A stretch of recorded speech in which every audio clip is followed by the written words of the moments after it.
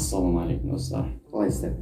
Бүгінгі видеода біз сіздерге нағыз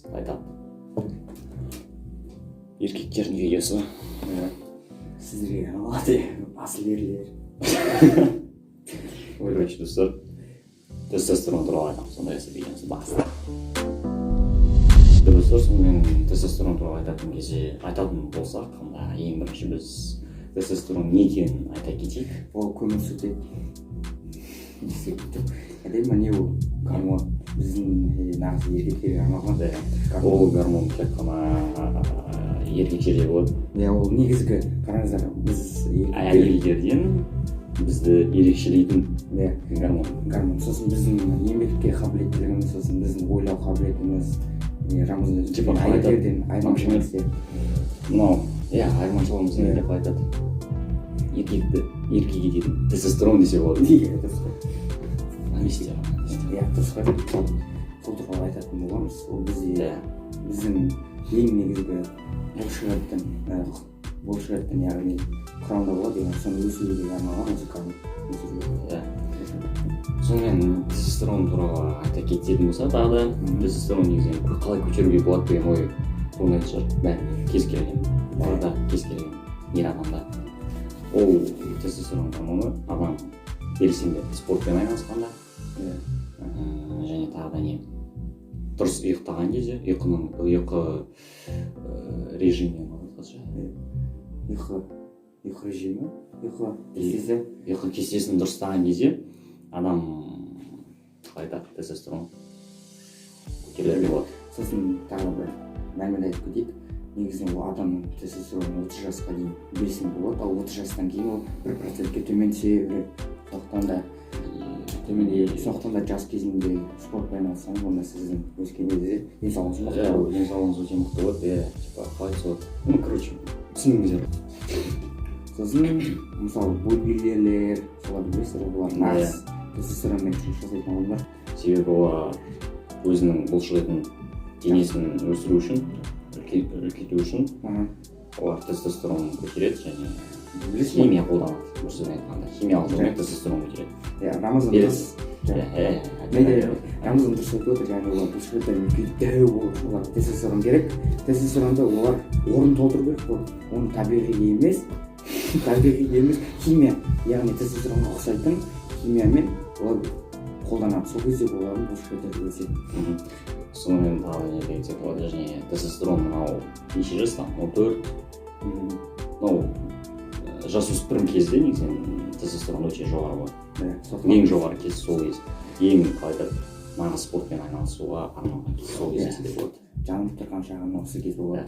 Тестостерон сіздің ұрпағыңызға да әсер етеді. Өйткені ол ненің құрамында болады. Сосын достар, тестостеронға зиянды нәрселер де бар. Ол спирт. Ол тестостерон бөлініп шығу, оны тоқтатып тастайды. Жауып тастайды. Көзін жауып тастайды, сөзбен айтқанда. Тестостероныңыз мүлдем болмайды. Сізде керісінше әйелдердің гормоны эстроген, точно эстроген болады. Солай ғой. Сөзбен айтқанда, егер сіз спиртті қабылдайтын болсаңыз, сонда темекі шегіп, ондайлардың бәрі сіздің әйелдік гормондарыңыз айтады. Тер астың аяғы пайда болады. Сол осы тестостерон туралы айтамыз. Негізі тестостерон туралы бізге де зерттеу керек болады, бәрі сіздерге де керек болады. Ол сіздерге де керек болады.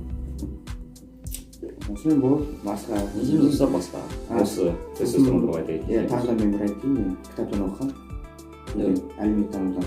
Ана жерде айтады да, адамдар журнал арқылы бар ғой, дәу качуым адамдар шығарып жатқан кезде адамдар соған жету үшін, яғни өзін дәу болу үшін не бар ғой, стероид салады, яғни сол да тестостеронға байланысты емес па? Тестостерон көтеру үшін емес па?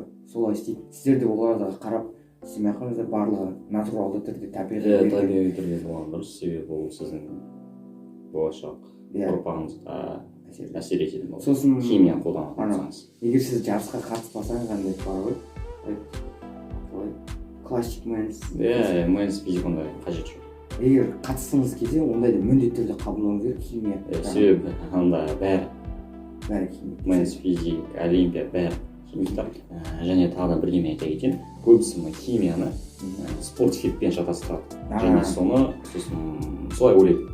жүзіп айтқанда спорт фит деген ол мынау протеин креатин дегендер прям енді алып неге жатқыза алмайсың ол сенің денсаулығыңа зияны болу керек өйткені оңай нәрседен ешқандай не болмайды пайдасы болады бірақ енді оның зиян жақтары да болады себебі оңай нәрсе ол сондықтан қалай айтса болады мына оларды бірақ полностью алып жатқыза алмайсың химия короче айтқым келгені осы иә дұрыс айтады рамазан мен оған шын айтамын қосыламын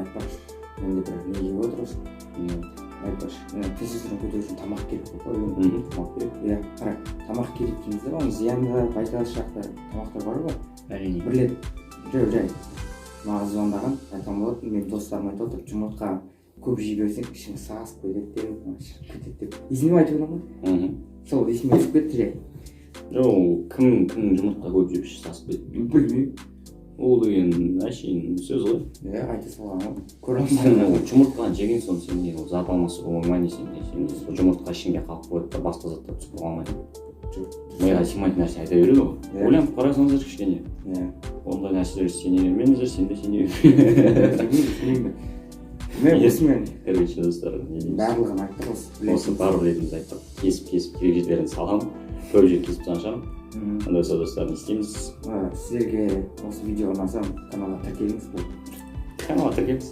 біз сіздерден басқа ештеңе сұрамаймыз каналға тіркеліңіз лайк басыңыз десе басыңыз бірақ бізге керек та емес ғой лайк бізге тіркелсеңдер көрсеңдер ондай болса достар сау болыңыздар сау болыңыздар